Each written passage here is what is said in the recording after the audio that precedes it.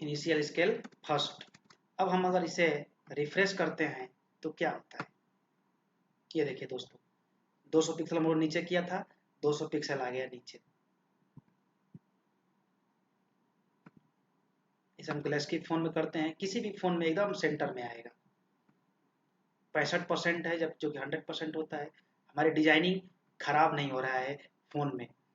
किसी भी स्क्रीन पे हम ओपन करेंगे, ये रिस्पॉन्सिव इस तरह के आएगा, हमारे फ़ोन में इसकी डिजाइनिंग खराब नहीं होगी। रिस्पॉन्सिव का मतलब ये होता है कि जिस भी डिवाइस पे हम ओपन करें उस डिवाइस के अकॉर्डिंग अपने को आपको ये मैनेज कर सके। ये था दोस्तों लॉगिन फॉर्म को डिजाइन कैसे करते हैं। अब बात ये आती है कि हम इस पे क्लिक करें, बटन पे क्लिक करें तो हम किसी एक पेज पे पहुंच जाए, मतलब कि लॉगिन डैशबोर्ड पे पहुंच जाए। हालांकि अगर हमारे अंदर डैशबोर्ड पेज है तो हम यहाँ भी लिखेंगे तो पहुंच जाएंगे, लेकिन वो लॉगिन तो नहीं हुआ। लॉगिन का मतलब होता है कि जब तक लॉगिन ना करें, जब तक हम इसमें क्रेडेंशियल्स को सही, यूजर नेम और पासवर्ड को सही से फिल करके हम लॉगिन बटन पर क्लिक न करें, वो पेज ओपन ही ना हो, वो काम हमें करना होता है। तो वो कैसे करेंगे, उसके लिए हमारे पास यूजर नेम और पासवर्ड होना चाहिए। तो सबसे पहले हम डेटाबेस बनाएंगे।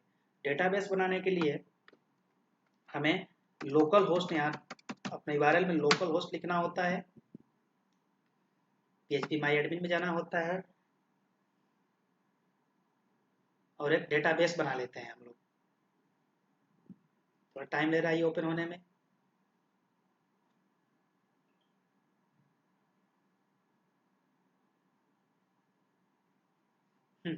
अब हम लोग यहाँ पे एक अपने लिए नया डेटाबेस क्रिएट कर लेंगे।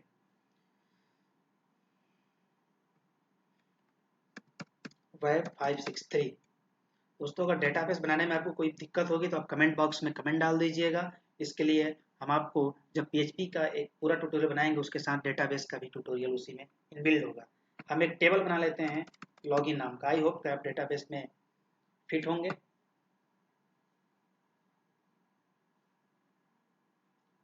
अब हमें यहाँ पे एक आईडी नाम का कॉलम बनाना होगा। अब यूजर नेम है तो एक नेम और एक पासवर्ड के लिए पास नाम से बना लेते हैं।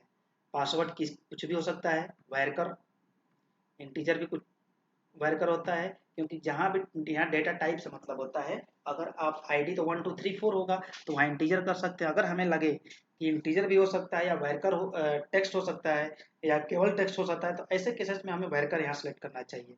इंटीजर का 10 लेंथ दे देते हैं और वर्कर का 20, क्योंकि वर्कर का लेंथ ज़्यादा होता है। और आईडी को हम ऑटो इंक्रीमेंट कर देते हैं कि ऑटोमेटिक यूजर आएंगे, इंटर होंगे तो ऑटोमेटिक ये होता रहेगा।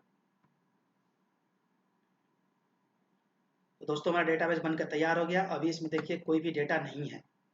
हम एक मैन्युअली इसमें डेटा इंसर्ट करेंगे, जो कि इंसर्ट पे क्लिक करेंगे तो मैन्युअली डेटा इंसर्ट करेंगे इसमें, ताकि हम चेक कर सकें।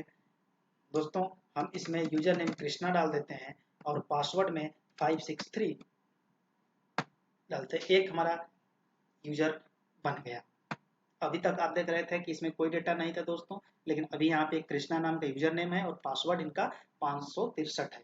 लेकिन अभी डेटाबेस बना दिया, लेकिन अगर हम यहाँ पे करेंगे अभी कृष्णा और यहाँ पे 5 लिखेंगे तो लॉगिन नहीं होगा, क्योंकि हमने लॉगिन के लिए कोई भी PHP कोड नहीं लिखा है।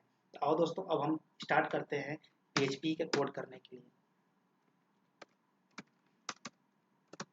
दोस्तों PHP के कोड करने के लिए हमें PHP को स्टार्ट करना पड़ता है। जो लोग PHP पढ़े होंगे उनको ये बातें पता होगी। अगर जिनको PHP में दिक्कत है या वो PHP नहीं पढ़ पाए हैं या PHP कंसेप्ट नहीं पता है तो आप हमें कमेंट बॉक्स में हमें इन्फॉर्म कर दीजिएगा, कमेंट छोड़ दीजिएगा। हम PHP के लिए एक अलग से वेब सीरीज तैयार कर देंगे जिसमें PHP की फर्स्ट टॉपिक से लेकर, यानी इनिशियल स्टेट से लेकर के एकदम बेसिक लेवल से लेकर के कवर अप किया जाएगा और सभी टॉपिक एक एक करके हम कवर अप करेंगे।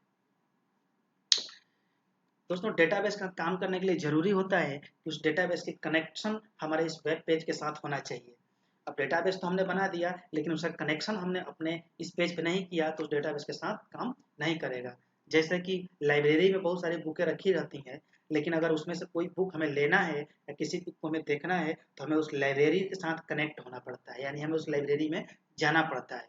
बिना लाइब्रेरी में गए हम किसी बुक को टच नहीं कर सकते। उसी तरह बिना डेटाबेस में कनेक्टिविटी क्रिएट किए हम किसी भी डेटा को टच नहीं कर सकते हैं। आइए सबसे पहले हम डेटाबेस कनेक्टिविटी का कोड लिखते हैं। अब चूंकि दोस्तों इस समय PHP 7 चल रहा है, तो हमें MySQL का यूज करना है, क्योंकि PHP 7 में MySQL चलता है, जो कि एक ऑब्जेक्ट बेसिस पे है और सिक्योर है। दोस्तों कनेक्ट करने के एक फंक्शन होता है MySQL_connect। ये डेटाबेस यानी MySQL सर्वर से कनेक्ट करता है।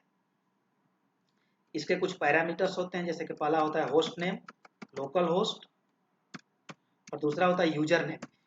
दोस्तों हम आपको बता दें कि जब आप लोकल होस्ट पे काम करेंगे, आपका by default user name root होता है। अगर आप इस प्रोजेक्ट को लाइव करते हैं, अगर आप डोमेन और होस्टिंग परचेज कर रखे हैं और उस पर अगर लाइव करते हैं, तो वहाँ पे जब डेटाबेस क्रिएट करते हैं तो वहाँ पे डेटाबेस का यूजर नेम और पासवर्ड प्रोवाइड होती है होस्टिंग की तरफ से। वो यूजर नेम आपको यहाँ पे राइट करना होता है और पासवर्ड भी राइट करना होता है। लेकिन हम लोग लोकल होस्ट पे काम कर रहे हैं, इसलिए यहाँ पे user name by default root होगा और पासवर्ड ब्लैंक होगा। इसके बाद हम और डाई लगा देते हैं। और डाई एरर हैंडलिंग के लिए होता है, अगर कनेक्शन क्रिएट होने में कोई प्रॉब्लम होती है या लोकल होस्ट का नेम गड़बड़ हो गया, यूजर नेम पासवर्ड नहीं मैच किया, तो ये मैसेज कर देगा, डिस्प्ले कर देगा कनेक्शन एरर। इससे आप आसानी से समझ सकते हैं कि मेन प्रॉब्लम कहाँ पे है।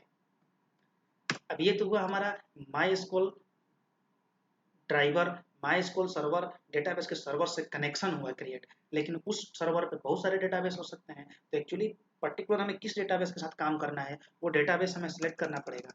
उसके लिए एक अलग से फंक्शन होता है MySQL select DB। यहाँ पे 2 पैरामीटर लेता है। MySQL में तो एक ही पैरामीटर्स काम चल जाता था, लेकिन MySQL में 2 पैरामीटर लेता है। पहला कनेक्शन का वो जो वेरिएबल बनाए हैं आपने, वो ये जरूरी नहीं कि आप $कौन से ही बनाएंगे, आप किसी भी नाम से वेरिएबल बना सकते हैं। लेकिन अगर आप वेरिएबल बनाते समय रिलेटेड नेम ही रखेंगे, तो आप इन फ्यूचर आपको समझने में आसानी होगा, या फिर जो डेवलपर बेंच पर बैठा हुआ है वो इंतजार कर रहा है कि आप उस कुर्सी कब छोड़े और वो कुर्सी को कब हथियाए, तो उसको समझने में आसानी होगी। अब यहाँ पे हम डेटाबेस का नेम दे देंगे, जैसा कि हमारा डेटाबेस था Web563। अब मान लीजिए कि डेटाबेस का नेम सही है तो हो गया, लेकिन मान लीजिए बाय द वे गड़बड़ हो गई, डेटाबेस का नेम हमने गलत डाल दिया, नहीं मैच किया, तो हमें कैसे मालूम चलेगा कि एग्जैक्टली यहीं पे प्रॉब्लम है। तो इसलिए हम यहाँ पे और डाई लगाएंगे और एक मैसेज प्रिंट करा देंगे, ताकि अगर एरर आएगा तो हम समझ सकेंगे कि एक्चुअली प्रॉब्लम कहाँ पे है। चेक डेटाबेस नेम, ये हो गया। आइए हम लोग अपना प्रोजेक्ट रन करा के देखते हैं कि वास्तव में डेटाबेस कनेक्शन क्रिएट हुआ या नहीं हुआ। अगर कोई एरर नहीं आता है तो मतलब अच्छे तरीके से डेटाबेस कनेक्शन एस्टेब्लिश हो गया। देखिए कोई भी कहीं भी कोई एरर नहीं है। ये जो इसमें ऑटो फिल आ रहा है, ये हमारा कुकीज है ब्राउजर का, इसके वजह से आता है। अब दोस्तों बारी है, हमें पहला काम ये करना है कि जब हम इस बटन पे क्लिक करें, अभी तो HTML है, लेकिन पहला काम हमारा ये कि जब हम इस बटन पे क्लिक करें तो इन दोनों फील्ड का यूजर नेम का वैल्यू और पासवर्ड का वैल्यू, इन दोनों फील्ड को वैल्यू जो है, जो हम इसमें लिखें टाइप करें, ये वैल्यू